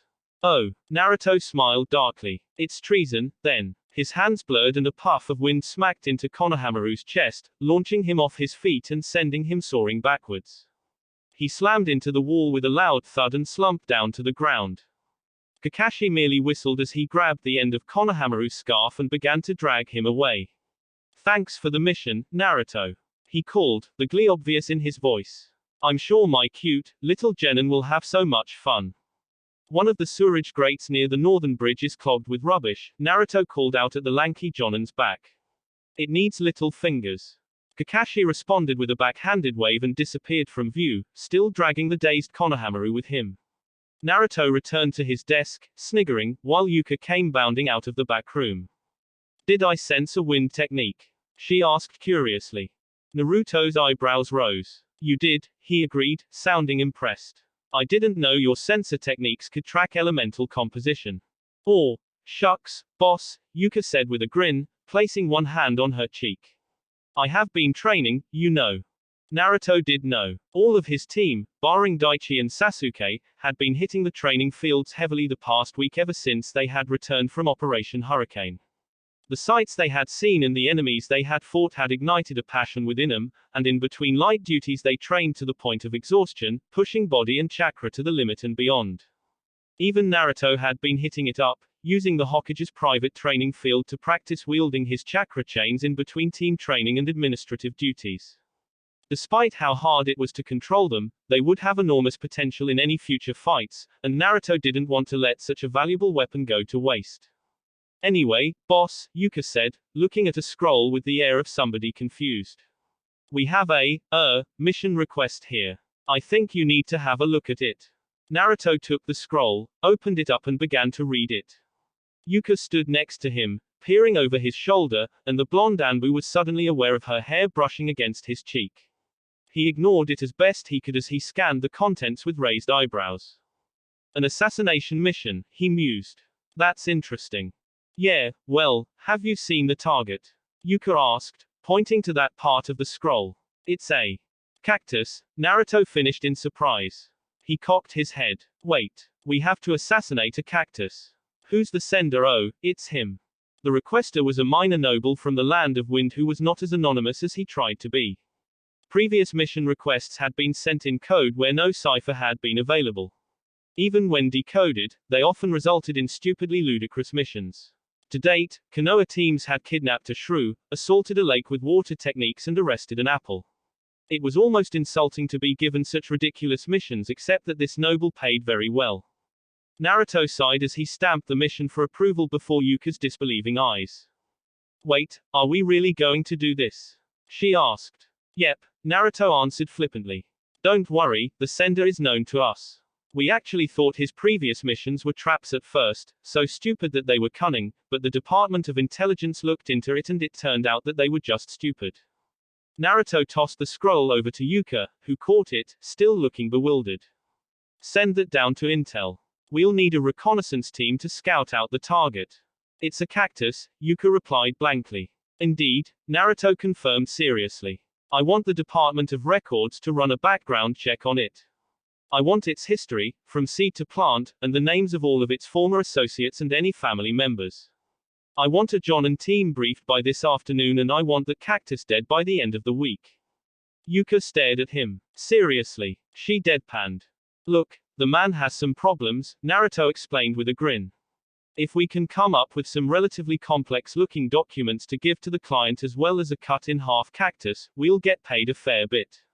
We're happy because we have money. He's happy because the enemy cactus encroaching on his land is dead. Everybody wins. He paused. Except the cactus, obviously. This is crazy, Yuka muttered, but she was smiling. She summoned a messenger and relayed the instructions as Naruto continued to sort out the mission requests. A particular scroll stood out from the rest, the seal of research and development catching his eye. He frowned and picked it up. Internal missions from Konoha's departments weren't meant to be filed with external requests. With a shrug, he opened up the misfiled report and began to read it. As he did so, his mouth dropped open. Everything all right, boss? Yuka called out. Naruto didn't answer her as his eyes scanned the scroll carefully. Hey, boss. Yuka nudged his shoulder. What is it? This is it, Naruto breathed. He looked at her with wide, excited eyes. This is the mission I've been looking for. He slammed the scroll down on his table. Summon this team. I need them for a matter of national security. Sadly, it took a while for the requested team to arrive. When they finally did arrive, Naruto was busy briefing two serious-looking Jonin and they had to stand to the side as they waited for him to finish. Upon arrival at the mission location, you are to locate the target and terminate with prejudice. Naruto steeped his fingers together and rested his elbows on the table. There can be no survivors. Kill the target and his family. The first Jonin looked at the second, and then back at Naruto. Ah, the target? He asked carefully. As in, the cactus. Naruto nodded seriously. Indeed. Team Akashi, you are dismissed. As the two Jonin gave each other strange looks and began to walk away, Naruto called out after them. Remember, no survivors. Akashi paused mid-step and then sighed, shaking his head and walking away with his partner. Seriously though, he was saying as he left the room. It's like a younger version of Hokage-sama. Naruto was smiling broadly at their backs, chuckling, but then his eyes came upon the team leaning against the wall and if possible it got even broader. Team Kakashi. He called out, sounding pleased. You're looking well. How was your morning? I'm literally covered in crap, Konohamaru snapped. His clothes were muddied and soiled, water dripping from his clothes and leaving a muddy puddle on the floor, and there was this smell about him. Sakura was standing a fair distance away from him, and even Kakashi seemed to lean away. The sight raised Naruto's spirits, but there was work to be done and he smoothed his face over. Konohamaru, he began seriously. Were you serious earlier? Serious. Konohamaru trailed off, his angry expression melting as he looked puzzled. About wanting an important mission, Naruto clarified. He picked up a scroll, watching Konohamaru intently. Because I have one right here, and I need a capable genin to lead a retrieval team. What? What? Sakura and Konohamaru both let out their startled exclamation at the same time. Sakura's sounded disbelieving, but Konohamaru's was skeptical and he looked at Naruto suspiciously. Really? The young boy demanded. A real mission? Naruto nodded and picked up the scroll. Please follow me to the briefing room. This matter is too sensitive to be discussed here. He led the suspicious Konohamaru, the bewildered Sakura and the amused Kakashi to one of the side rooms, where he sat them, all down at a small table. Clearing his throat, he began. Yesterday afternoon, a dangerous asset of Konoha escaped from one of our secret departments, Naruto began seriously. He has evaded all pursuit and is currently on the loose. 3 of our shinobi are in the hospital being treated for their wounds. Really? Konohamaru had begun to sound hopeful. Next to him, Sakura was making a complicated expression. Really? Naruto confirmed with a sharp nod. No Jonin teams are available at the moment. You saw me send off the last 2 on a vitally important mission to the village, so I am forced to hand out this B-rank mission to a powerful Genin squad. I need a team leader, so naturally, I thought of you. Really? Sakura scoffed. Really? Naruto confirmed again. He stared down at Konohamaru with narrowed eyes. Make no mistake, the asset is armed and extremely dangerous. He is a capable shinobi, with excellent hand-to-hand combat skills. There is a high chance of injury if you accept this mission. B rank. Konohamaru whispered, a light shining in his eyes. For me. For you, Naruto said gravely. I need you to form a team of genin. You may recruit any of your classmates. Locate the asset, subdue him without causing any permanent harm, and return him back to the village. Do you understand? Yes, sir. Konohamaru barked eagerly. Good. Naruto handed over the scroll to Sakura, but kept his eyes on Konohamaru as Kakashi lounged in the background. The asset's movements are detailed in the report. He will be on the outskirts of Konoha, around training ground 63. I suggest you move fast. We cannot allow him to defect. We will catch this traitor and return him to the village. Konohamaru exclaimed and slammed his fist on the table. I promise you, Naruto. Good, Konohamaru. Naruto's stern voice rose. Now go, Team Konohamaru, and retrieve our missing elite shinobi ostrich. Yes, sir. Konohamaru roared and practically ran from the room. It was only a few moments later when it must had finally registered with him because he ducked his head back into the room, looking confused. Wait, shinobi what? Kakashi laughed. A few minutes later, Kakashi joined Naruto in the mission assignment office as Naruto finished up the last of the paperwork. The silver-haired Jonin was reading his book as he leant against a wall, watching Naruto tidy up his desk and dismiss Yuka. That wasn't very nice, you know, Kakashi drawled lazily. He paused for a beat. Naturally, I approve. Trust me, this is going to be hilarious, Naruto responded with obvious relish. That particular project has been a giant pain in the ass for years.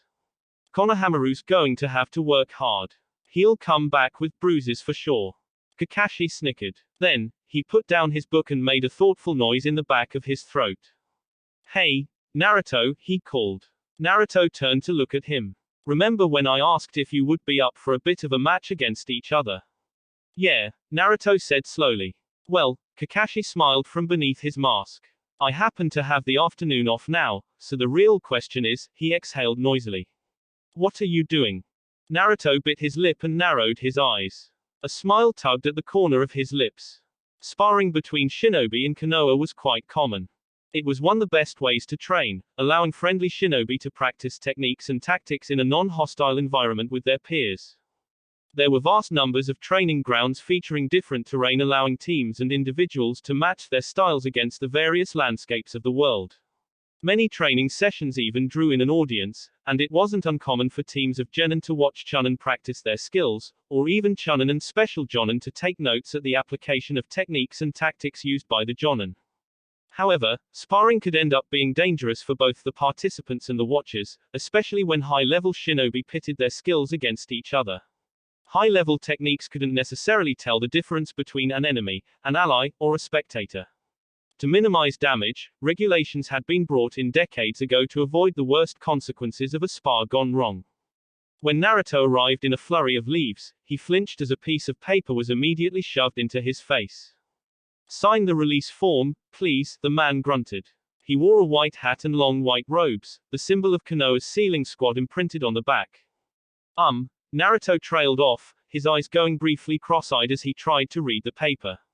He shook his head, took a step back and snatched the paper away. Right, he replied and quickly scrawled his name.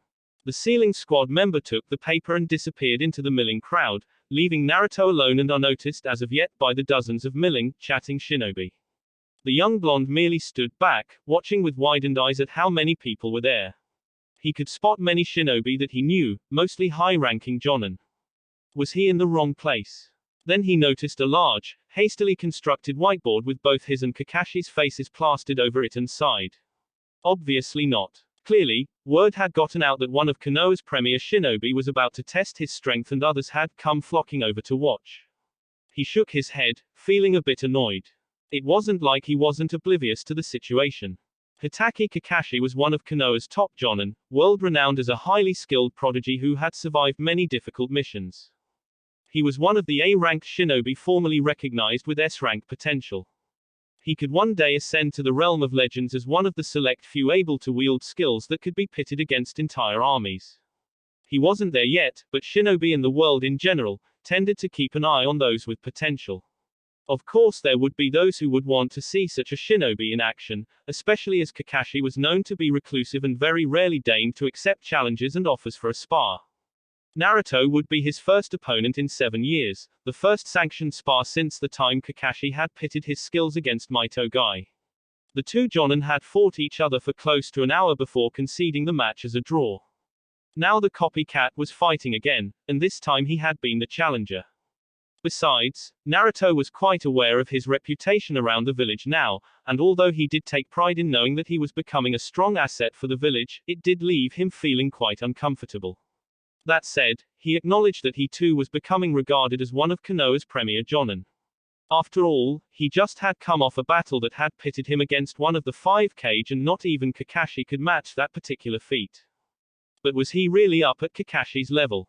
Kakashi's skill was infamous, and even though Naruto felt like he had come a long way, surely he wasn't ready to stand beside such a man. The doubt niggled at him as he walked forward, deliberately ignored the exclamations and whispers as the crowd noticed his appearance. From the corner of his eye, he could spot a purple-haired woman Anko enthusiastically taking bets from a small crowd that had formed around her.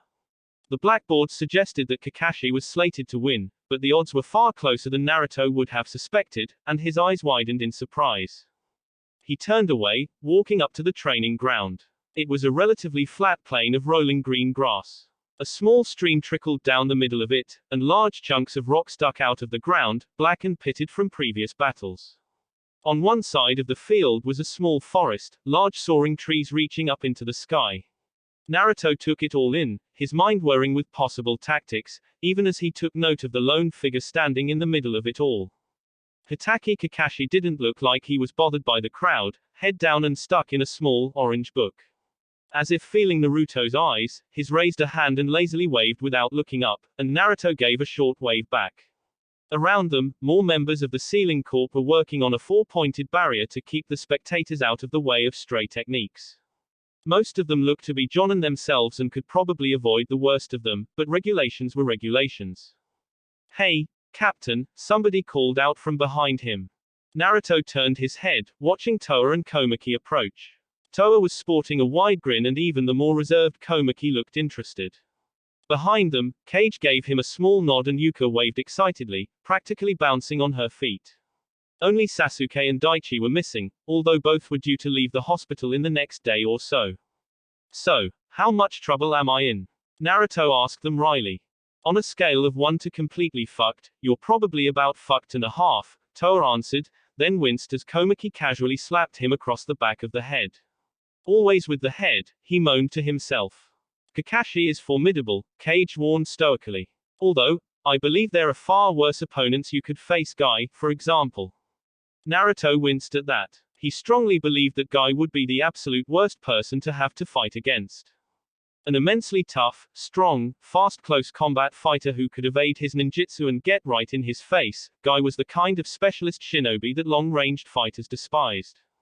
Naruto was well aware of his limits as a long-range ninjutsu specialist, his close combat skills were lacking. They weren't bad, just average, and average for a Jonin wasn't quite good enough. He had been polishing this area of weakness and had some ideas on how to counter Kakashi if he tried such a strategy, but it was fairly shaky at the moment. A loud gong reverberated around the clearing as the sealing squad finished their preparations.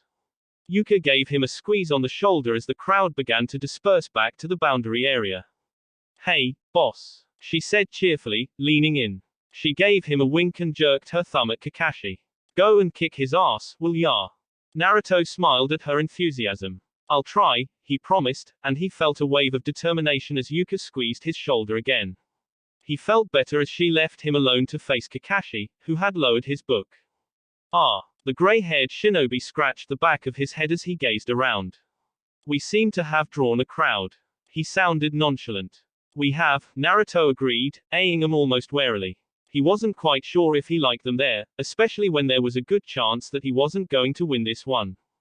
"Well, we could do this another time," Kakashi offered with an expression on his face that suggested he was smiling beneath his face mask. Somebody in the crowd must have heard him because a round of boos and jeers washed over the field. "Kick his butt, Naruto!" Yuka screamed out. Kakashi chuckled as Naruto flushed. "Oh, are they all on your side?" He snapped his book shut and placed it in his vest. "Now how is that meant to make me feel? It's not very fair." He actually sounded like he was pouting. "Go, Kakashi!" Somebody screamed. "Kick the scrawny, 13-year-old boy's butt." Ah, Kakashi appeared sheepish. "That doesn't make me feel any better. Will I look like a bully if I beat up a kid, I wonder?" Encouraged by the crowd, Naruto felt his lips twitch. "I'd probably look worse beating up a senior citizen," he remarked. "Ooh." Toa jeered from behind them. Kakashi clapped a hand over his heart. "So mean, Naruto," he grouched. "I'm not old. I'm in the prime of my youth. Ask Guy, he'll agree." "You do have gray hair," Naruto pointed out helpfully.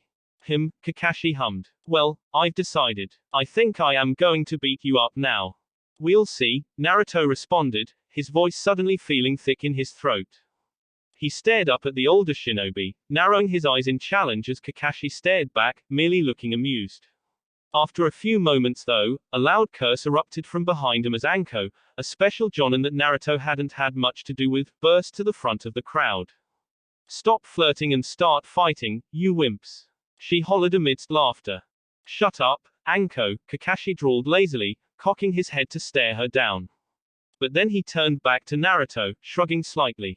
"We should start. Before we do, though," he reached up and lifted his headband away from his covered eye.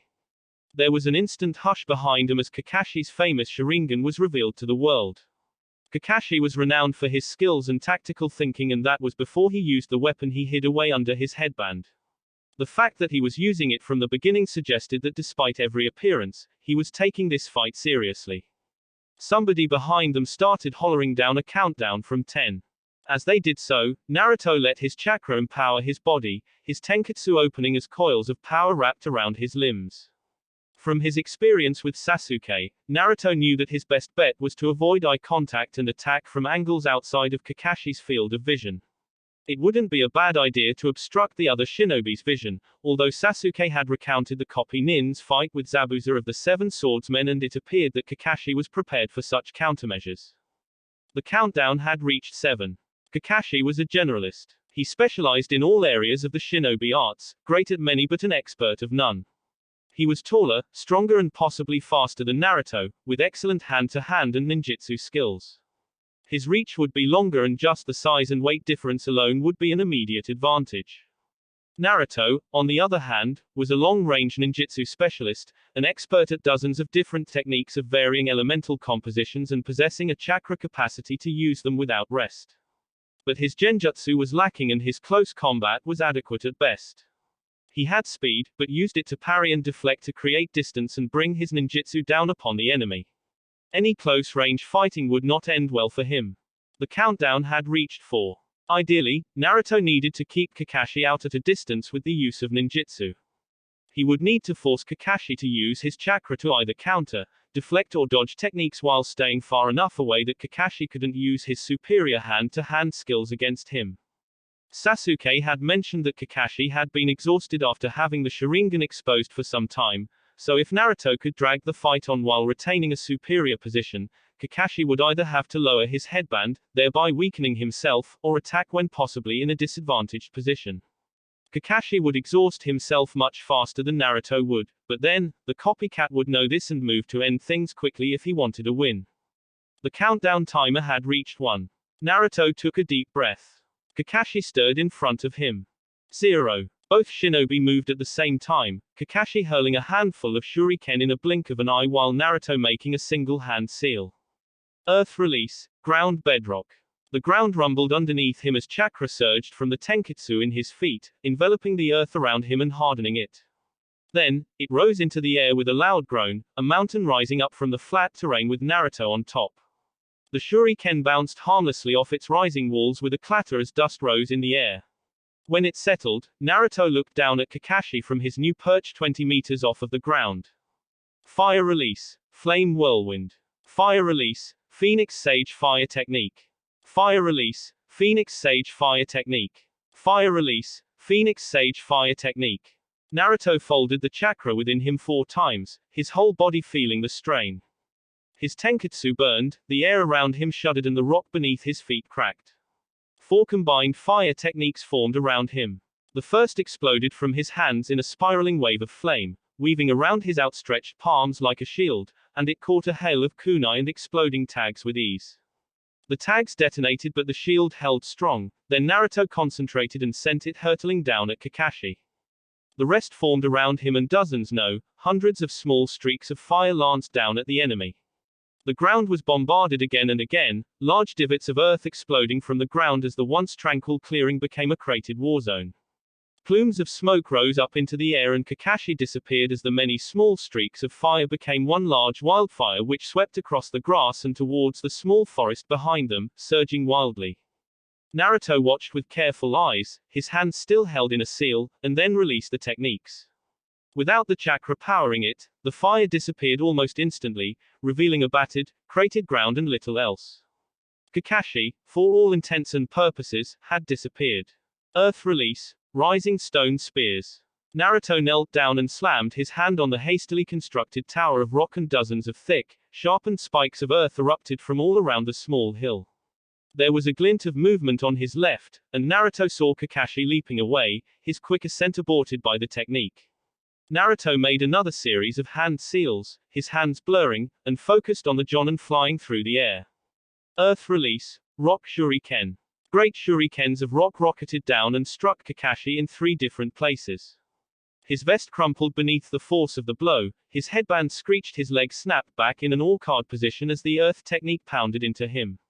Then, after a split second, he exploded in a spray of rain as the water clone dispelled. Hello. Kakashi's cheerful voice came from behind him. Naruto whirled around, fire blossoming in his hands, but nobody was there, and then he was struck heavily from the way he had been facing as Kakashi jumped up from the ledge of the tower and delivered a powerful kick to the back of Naruto's head. Naruto's face froze in pain, but then he exploded in a puff of smoke and a broken, shattered stone shuriken took his place. Kakashi whipped back to where his clone had dispelled to see Naruto falling through the air after his replacement technique, his hands twisted in a seal.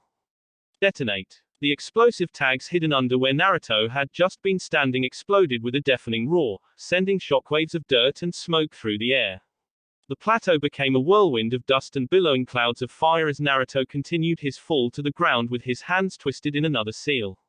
He landed neatly in a crouch, hands slamming down on the earth as he stared up at the rocky hill intently. Lightning release, electromagnetic murder. Lightning release, electromagnetic murder. Lightning release, electromagnetic murder. The triple folded technique sent arcs of crackling electricity ripping through the ground, rushing towards the base of the mountain. When it arrived, it traveled upwards, ripping apart rock and stone in a violent wave of bright blue light, tearing the entire construct to pieces. Hisses and pops filled the air as the lightning began to dissipate as the ruined remnants of Naruto's earth technique came crashing to the ground with loud boom. Ouch! Kakashi deadpanned from the other side of the field, somehow escaping Naruto's trap with ease. He was patting down his dirty vest, his Sharingan spinning, sporting a nonchalant look. That hurt, Naruto. Release. Naruto had already felt the creeping effects of the genjutsu encroach on his vision, and Kakashi disappeared in a hazy swirl of smoke. Meanwhile, the real Kakashi, as dusty as his illusion had been, darted towards him from behind, closing the distance quickly. As Naruto had suspected, Kakashi was going to try to keep him within reach to stop his ninjutsu. He didn't have any more time to speculate as Kakashi arrived and the two engaged in furious hand-to-hand combat. Kakashi was much taller than Naruto, and he had reach that meant he could attack Naruto from a distance without leaving himself open for a counter. He wasn't as fast as Naruto, but his blows rocked Naruto back as the young Jinchuriki desperately tried to parry and deflect the punches and kicks. He spun back, throwing a handful of shuriken that popped into his hand, but Kakashi had already moved and Naruto grunted as he got a boot in the gut. The force propelled him up off of the ground, but as Kakashi went to deliver another lightning-fast strike, Naruto's cheeks bulged and Kakashi's eyes widened. The silver-haired shinobi darted backwards just as a searing globe of rolling flame struck the ground where he had been. It kept surging forward, forcing Kakashi to weave around it, and by then Naruto had created some distance, panting. He grimaced. He had been right, there was no point trying to beat the older shinobi in hand-to-hand combat. It would have to come down to ninjutsu. Earth release, great crevice technique. The ground in front of him splintered and cracked, rocking him from side to side as the area around them shuddered. The ground cracked before him, spanning from one end of the field to the other, meters wide. A blue light shimmered in the air around him as the barrier prevented it from traveling further. Naruto was ignoring the audience, but could hear muted shouts and yells behind him as they cheered both he and Kakashi on. Kakashi gave the crevice in front of him with a single look before he was moving, running up to the ledge and attempting to jump the gap. It would have been easy for even a genin, but Naruto had expected it. Wind release, great wind breakthrough. A violent gale of wind erupted up from the crack with the force akin to an eruption, and Kakashi's eyes widened as he was propelled in the air, his legs and arms flopping around him uselessly. A second later, 3 streaks of fire slammed into his face and he exploded, revealing himself to be a clone of some sort. Naruto wasn't deterred and, panting, slapped his hands together. Earth release, bedrock coffin. Large parts of the crevice slammed against each with tremendous thuds, squashing those foolish enough to attempt to scale them. In this case, Kakashi was caught in between the 2 giant slabs of rock as they closed in on him, and Naruto held the seal as he forced chakra into the technique, creating a prison of rock that entombed Kakashi and hopefully sealed him in tight. It was for naught, as a few seconds later lightning shattered the rock around him and Kakashi emerged, holding a blade of pure lightning in one hand. Kakashi's famous technique, the Reikiri. Then Kakashi had closed the distance, the blade still held out in front of him. Instead of the piercing motion that Naruto was used to seeing Sasuke use, Kakashi angled his hand and brought the blade down on Naruto from its side, slashing at him. Naruto jumped back, cheeks bulging as he spat out streaks of fire, but Kakashi deflected them with the humming, blinding blade of lightning he held as the smell of burnt ozone filled the air. The next bout of hand-to-hand combat was much more intense. Kakashi's weapon was far superior to any of the equipment that Naruto had, and the Jinchuriki knew that the lightning would cut through his kunai with ease. He ducked and dodged as best he could, occasionally taking a small hit to avoid the blade scraping out a large chunk of his flesh. Kakashi avoided using it as a piercing weapon. Such an attack, if connected, could kill even Naruto despite his relative sturdiness. Instead, he used it as a sword, making each swipe of his arm dangerous but not necessarily lethal. Naruto was being whittled down, one blow at a time. Finally, after receiving a kick that he blocked with both arms, Naruto took a quick breath and focused. Something squirmed within him, an unpleasant, oily sensation tingling his skin, and metal clanged and rattled in his ears. Kakashi looked visibly surprised as something exploded forth from Naruto's shoulder blades, 6 coils of what looked like rusted, corroded metal chains waving wildly in the air. Naruto waved his hand in Kakashi's directions and the chains came down on the older shinobi, writhing in the air like snakes. Kakashi batted one away with wrist guard and used the Reikiri for another. When the lightning technique met the edge of the chain, though, a loud, ear-splitting screech filled the air. Naruto winced and Kakashi grimaced as his lightning blade attempted to cut through the chain but failed. A second later, 3 of the chains had wrapped around the technique and the light surrounding it began to dim as they greedily suckled away at the power within it. Naruto had only recently learned his chains could do that, or perhaps they had taught themselves. He knew that they would devour the chakra of the nine-tailed demon fox, and they had weakened Yagura for a time, but they seemed to have gotten stronger since the incident in the Land of Water. It worried him that the darkest part of his psyche seemed to be gaining strength, but he shelved that thought for later as Kakashi was forced to retreat as the chains buzzed around him defensively. Naruto kept them materialized as Kakashi probed his defenses, peppering him with kunai. The chains blocked them all with ease, lashing out at Kakashi but always stopping short. It was like they were on a leash, unable to move more than a few meters away from Naruto. They buzzed with agitation, rattling angrily as Kakashi kept his distance. They were at an impasse. Naruto could not use another technique with the chains materialized. Just as they had sucked away the chakra of Kakashi's Reikiri, so too would they suck away the chakra of any technique Naruto tried to perform. He had been working on taming them for lack of a better word, but progress was slow. Still, even this was working towards his strategy. Kakashi was observing him with his Sharingan, a faint expression of something Naruto couldn't quite place on his face. Naruto could keep this chains maintained for a while, although the constant rattling sound within his ears and the deep hum within the pit of his stomach became more and more unsettling the longer the chains were manifested. I didn't think I would see something like this, Kakashi remarked quietly, his usual lackadaisical humor gone. How nostalgic. Naruto let the comment wash past him. He could barely hear it as the chains continued to squirm against his control, demanding to be let free to feed on whatever was around. Kakashi was happy to oblige, however, and a blast of shrieking blue light, some form of lightning technique, came hurtling at him. Two of the chains latched onto it instantly and the light was somehow grabbed and held in place as the chains began to suck it dry. Two more blasts of light came his way and the rest of his chains lashed out at them. Naruto gritted his teeth as he tried to force one of his chains free. He managed to wrest it under control just in time to bat away a kunai and forced it to hover behind his back protectively as Kakashi began to pepper him with projectiles. With 6 chains, it would have been easy, but only one made it hard, especially once Kakashi began to dart around him, looking for an opening. In the end, Naruto knew what he had to do. He forced the chains to recede and they broke apart in 1,000 shards of tiny chakra shards, metallic sparks sizzling into nothingness. Kakashi had been waiting and another shrieking burst of light came howling at him. Naruto dodged by the hair on his chin and felt it sear into his cheek as it rocketed past. He dropped a smoke bomb and let it explode around him, and then he was running towards the forest. A second later, Kakashi burst out of the smoke and followed him. They had been fighting for around 10 minutes now. The match was to end at the 20-minute mark. Naruto needed to either score a victory, or at least hold Kakashi off for 5 more minutes. He was halfway there already. As Kakashi entered the forest, it became apparent what Naruto was trying to do.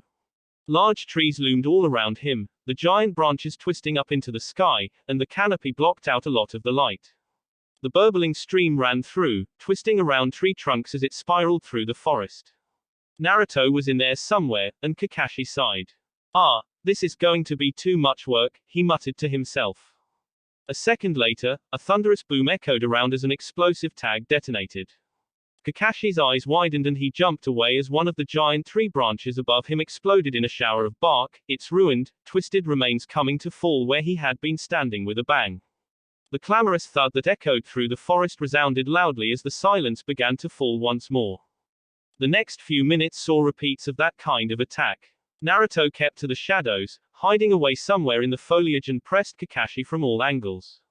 Explosive tags hidden away in trees and branches kept Kakashi on his toes and streaks of fire and blasts of wind attacked him from all angles. Kakashi swept through a dozen shadow clones in under a minute and there were undoubtedly more of them lying in wait. Summoning technique. Kakashi slammed his hands down on the ground and a small puff of smoke appeared with a pop. When he faded away, a small pug sat there, a headband wrapped around his head. Yo, Pakken, Kakashi said. He scratched the back of his head. I'm having a bit of a game with a friend of mine, and he's hiding somewhere in here. Think you can sniff him out? Pakken arched an eyebrow, a surprisingly human gesture. Of course I can. He sounded faintly offended. Then I leave it in your paws, Kakashi said gravely. Pakken sniffed a couple of times and pointed a paw in a direction. There's something really strong down that way, but Kakashi, I don't think you want to fight it. Oh, Kakashi looked interested. Is something wrong? It's powerful, Pakken said gravely. But there's something wrong with it. It reeks of despair and hatred. It might be too much, even for you. Kakashi's eyebrows rose as he took that in. Thanks, Pakken. It'll be fine, though. You can lead the way, and I'll do the hard work. If you say so. Pakken sounded doubtful but began to lead Kakashi deeper into the forest. A sudden rumble from behind him forced Kakashi to stop. He knew what was happening even before he turned to see a giant wave of water rising from the stream. Pakken let out a yelp as Kakashi abruptly picked him up and darted up the nearest tree as the waters surged beneath them, ripping up small bushes and plants and washing them away. Kakashi's Sharingan gleamed as he spotted a flicker of movement a couple of trees further down the new raging river below them. Got him, Kakashi said. I'll leave it to you then, Kakashi, Pakken said. He raised a paw in farewell. Good luck. Then he disappeared in a puff of smoke, leaving Kakashi alone to close in on Naruto. It hadn't taken long for Kakashi to find him, despite his stalling tactics, and now Naruto was locked in hand-to-hand combat for the third time. This time, Kakashi was faster and stronger than before, ruthlessly and meticulously breaking through Naruto's guard and delivering powerful blows to his body. Naruto was able to shrug a lot of them off, but the bruises were forming and his arms were aching from blocking and parrying all of the blows. They darted around branches and trees, one furiously chasing and the other desperately defending. A Rasengan whirled in his palm in a lull of the fighting, and Naruto held it defensively in front of him. Kakashi reared back and then a crackling blade of lightning formed in his own hand. With a faint look of amusement, Kakashi raised his lightning-encased forearm and thrust it forward with a shout of challenge. Naruto met the challenge his own shout and countered with the Rasengan, and the two techniques collided. Kakashi's piercing Raikiri slammed into Naruto's whirling Rasengan. Piercing met grinding in a collision of light. Sparks of electric blue light and wisps of azure mist rose up into the air as both shinobi strained against each other. Kakashi had more force behind his thrust, but the further he forced the Raikiri the more the Rasengan ate away at it. In the end, both techniques began to wobble and then they destabilized. The backlash caused a small explosion and an invisible wave of force hurled both Naruto and Kakashi out of tree and towards the ground. Both landed with a thump, Kakashi rolling awkwardly into a crouch and Naruto stumbling into a tree trunk. Taste my strongest technique, Naruto. The Jinchuriki whirled around as Kakashi charged at him again, Raikiri raised high. His eyes widened as he backed up, desperately trying to form a technique in a split second. All he could manage was a hastily formed earth technique that rocked the ground in front of him. To his surprise, it worked and Kakashi stumbled. The Raikiri winked out of existence and then Kakashi disappeared in a flash of bright light as the lightning clone dispersed. Naruto grunted as the searing light caused him to reflexively close his eyes. Then, he heard a scraping noise behind him and he twisted his head. Kakashi was there, his hands held together in a familiar and terrifying seal, and Naruto's eyes widened in shock. There was no way in hell he was going to let him use that technique. Kakashi's thrusting attack met a sudden obstacle as a long coil of blackened chain wrapped around his arm, stopping his attack in its tracks. To think you'd use the 1,000 years of death technique, Naruto scoffed, gritting his teeth. How low can you get, Kakashi? Kakashi responded by yanking on the chain, using it as leverage to bring a foot up and clipping Naruto right under the chin. Naruto's head snapped back, but he managed to swing the chain around and Kakashi was whipped off of the ground and slammed into a tree. He let out a loud grunt and shattered the chain with his free arm. He stood, facing Naruto with a glint on both eyes. Both shinobi were panting, Kakashi looked amused, and Naruto felt a smile on his face. Before anything else could be done though, a loud harsh buzzing noise went off. Naruto looked up as the barrier around them flashed a deep red and then began to fade away, sparks of light dissipating in the deep blue sky. Our time's up, Kakashi noted. He reached up to lower his headband back over his Sharingan. We better head back. Naruto nodded, absently rubbing his chest. Despite the ferocity of the fight, neither of them had done much damage to the other. Kakashi had landed a few blows that might leave some bruises, but they would have healed by that night. Naruto had singed Kakashi a couple of times, and there was still dirt and clods of earth in his hair, but the older shinobi had emerged unscathed for the most part. It had been good, if relatively tame, fight. Both Jonin had kept the more dangerous of their techniques at bay, recognizing that this fight wasn't necessarily the time or place to use deadly Raikiri variants and tailed beast chakra. Still though, the skills they had shown would have decimated more than a few of the shinobi watching them with ease, and when the two reappeared before their impromptu audience they were met with thunderous cheering. Naruto rubbed the back of his head sheepishly as Anko approached the two of them, a wide manic smile on her face. Great job, guys, she intoned with an enthusiasm that could only be sarcastic. Not only did you end it in a tie and completely fuck over my books, but none of you are bleeding. Did either of you even try? Naruto looked over at the burned, broken ground around them. A little, he deadpanned. Kakashi chuckled. Ma, he uttered lazily. It's not my fault. He's hard to pin down. Don't blame me, Naruto scoffed. As his chakra settled and his heart slowed, the post-combat weariness began to wash over him. Kakashi just wouldn't stop moving. Ah, Naruto. Kakashi clapped him on the back, sounding cheerful. Your techniques look like they hurt. It was all I could do not to get hurt. I've never seen anybody chain together such wildly different elemental techniques so easily. You've never seen the Hokage fight then, Naruto noted. I suppose not, Kakashi agreed. He rubbed the back of his head. Well, maybe not our current Hokage. I might have just seen our future Hokage fight. Naruto reared back as if slapped. Hokage? Me? He snorted. Well, we'll see, won't we? Kakashi chuckled. He began to walk away, waving a backwards hand at him as the crowds began to approach. That was a good fight, Naruto. You're certainly a powerful shinobi. We'll have to do this again. Naruto watched him go, barely hearing him as his team surrounded him. As Yuka squealed and hugged him and Toa clapped him on the shoulder, his mind repeated what Kakashi had just said. The future Hokage. Surely not. He tried hard to disperse those thoughts as Komaki and Kage approached, Komaki looking proud and even Kage looking faintly approving, but it stayed with him. It stayed with him for the rest of the day, and even as Naruto finished the last of the paperwork, it resounded in his head. He could certainly see why Kakashi would think such a thing, but he wasn't quite sure how to think about. The only thing that drove the thought out of his mind was when an exhausted team of genin led by Sarutobi Konohamaru entered the room, dirtied, bloodied and exhausted. Mission accomplished, Konohamaru gasped as dropped a scroll onto the desk with trembling fingers.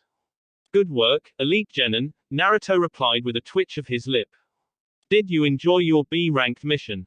Fuck you so much, Konohamaru panted, and with a furious glare beneath a blackened eye, he turned and staggered out the door. Naruto did him the courtesy of letting him leaving before he burst into laughter. That will be it for this video. If you want more, comment down below, like, subscribe. And see you guys later.